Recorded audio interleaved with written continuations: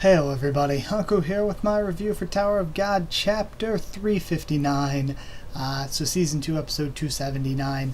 So yeah, thank you. This is a day later than usual, because usually I try to have the reviews up on Tuesday, so thank you for being patient. I had a ton to do yesterday, and I ended up getting like 4 videos done, 3 for yesterday and 1 to post today, so it was super helpful having that day to catch up on stuff, and I'm basically caught up now, so thank you for your patience with this. Not that I think anyone's going to be too terribly upset, because it seems like since this arc has been going on, the hype for Tower of God's kind of slowed down a little bit. I mean, it's still there. I'm still very hyped for it. I'm loving it every week, but it seems like the floor of death kind of cucked us a little bit, where we were so happy for that.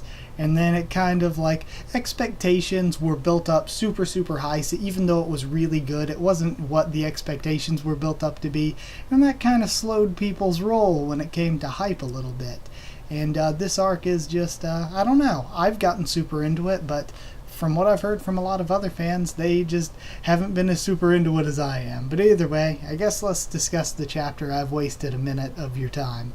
But either way, I thought that going back through, this was a lot shorter than I thought it was, because I went back and read through it right after I did the live reaction. I was trying to grab a pictures to use for the thumbnail or whatever, and when I do that I have to go to a site that has it split into pages, and it was only like 89 pages when it's typically like 130, and I was like, wow, that is a lot shorter than usual. I didn't even notice it while reading. And even while rereading it, you can't really notice that it's shorter than usual. It seems like there's a lot of content there. But starting from the beginning, the enemy, the big breeder, gives Barrow a hint on how to take down the pillar. The art for Irure, that's even worse, making the R sound. That sounds even worse. But Irure, the art of her, him, I'm gonna just keep saying her, the art of her using the wind to carve out the ground beneath the pillar looked really cool. Especially going back to take notes for the review and stuff and really pay attention to stuff, I could really appreciate the art. Kun and Yuan Sung stop Bomb from running in when they see the big breeder and all that. I love how they're so similar to one another during this. That joke was good. They try to split teams, but neither one of them wants Androssi. They're both arguing that they get Bomb and the other gets Androssi. So we had the funny moment going from that to Androssi kicking both of them in the face and saying, okay, I make the teams, I go with Bomb, you two are together. And then when Rack's like, what about me, I'm the leader, she's like, no, you'll get your butt kicked again, you're a spear bearer, be a spear bearer, just guard us from the back. So the team split idea is that Bomb and Androssi are going to go do the Grand Quest, since they can do the real Grand Quest because Bomb's gauge is full, and I don't know why that doesn't trigger sworn enemies, but whatever. Just deal with that. And then Kun and Yuan Sung are supposed to stall Barrow and Irure without getting caught, and they're trying to knock down a pillar. How do you stall them without getting caught by the big breeder who's right beside them? I have no idea what they're expecting Kun and Yuan Sung to do. I don't get it, but guess they'll have to think of something. Siu's chance to be clever and think of something that even I couldn't have. Then our rack is to cover them all from a distance, of course. So the big breeder would notice, Yuan Sung says, if they tried to reinforce the ground to prevent Irure from digging it out. And then Kun notices, hey, the top of the pillar looks like we could unscrew it. It looks like it screws out. But again, how would the big breeder not notice them if they screw out the top of the pillar? See, I don't know how they're supposed to do this without getting noticed. That one's kind of a difficult task. Bomb and Androssi then summon Ankylomon and start to fight it, and yeah, it's kind of all they do so far. We see back with the group that's at the Sweet Castle, the quest scroll monster dragon, and that was pretty cute. That was funny.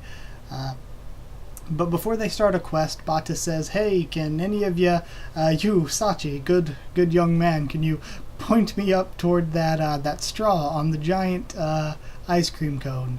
So Sachi sends Batas up to the giant straw on the giant ice cream cone, and he yells in the straw, yeah, pretty much, hey Edwan, Yuan Sung found somebody that can make your wish come true, let's go do this. and he asks him to join them to fight together against the big breeders in Zahard.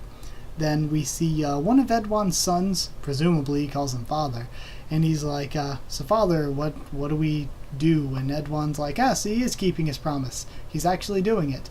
Okay, let's go join in this fight. I guess it's time to fight. Don't know if he means fight them to test them or to just say, hey, yep, I'm teaming up with you, let's go fight Zahard. Not sure what his motives are, but he definitely has to have them, obviously. Don't know if it's going to be a rivalry type thing, if he thinks that Dad of Zahard's gotten too powerful and he wants to take him down.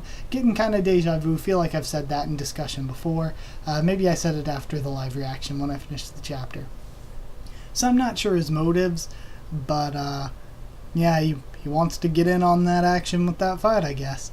For the blog, nothing special really. This is going to be a really short review. For the blog, Siu said that sadly he lost his grandmother. So because of that, he hasn't had a ton of time, which is obvious. Anybody who's lost a family member would know. So everybody. So yeah, pretty much he said because of that he doesn't have much time. He didn't really put much discussion in the blog, and I completely understand that. And if that's why this chapter is short, because we know that she has been sick, I'm pretty sure he's mentioned it a few times before. If that's why if this chapter and some of the ones coming after are short, makes total sense, totally forgivable. Hell, I say all the time Siu should take short breaks, so if he took a short break, I wouldn't be upset at all. And when I say short breaks, I'm saying he should take a week or two off here and there, because I feel like the pace we're going at, he keeps pounding out chapters week after week after week, and eventually that builds up, and he, like any normal human, would get super damn tired, and he has to take like months off. And I can speak for myself, and I don't know how many of you agree, but I would not want to go months without Tower of God. I think, wasn't it between, I think it was between Hell Train and Workshop Battle before it. There were like 5 months off. I remember that stretch of time being like, oh man, what am I doing without Tower of God every week? So that was like 5 months off or something. That seemed like forever. So yeah, he should take little breaks here and there so that we don't have another 5-month hiatus. A 5-month hiatus right now would kill me. But yeah, I got way distracted. The chapter itself, I thought it was good. I think it was understandably short. Basically, the main point of it was just set up for what they're doing on the stage. Set up for what's going on at the Sweet Castle part of the stage, the Cold Land part. I know they're two separate stages, but story-wise, we're going at them at the same time. Looks like we're going to get more focus on Bomb's group, obvious because he's the main character, but it does, at least we got some focus on Sachi's group, and I hope we get some more of that. But it seems like Sachi's group has less to do at the moment because their job was way easier. They just pretty much got Kun Edwan right here. But I thought it was a funny chapter. All the comedy bits with Rak and Androssi and Yuan Sung and Kun together, all those were great. And I thought the art was really good too. The art is always good, so sometimes I really don't feel the need to say it. But I think that the particular one of the wind powers and it chipping out the ground from beneath the pillar, I thought that looked really good. So it was a reminder of me to say the art was really good. As a score, I liked it enough to still give it 8 Ankylomon out of 10.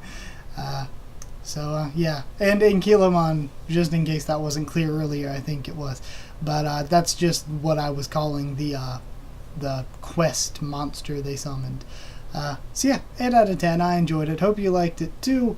Like if you did like the video, and comment down there to tell me what you thought of this week's chapter, what you thought of my thoughts on it and all that. Subscribe for more. Tower of God much more on the channel. Follow on Twitter if you want. I'll try to keep you updated there and stuff for the channel. Or just talk to you there if you want. If you want a link to our Discord server to talk with me and others there about the series and all that, just ask and I can give you a link to that. That's it. Thank you once again for watching, and I'll see you all next time.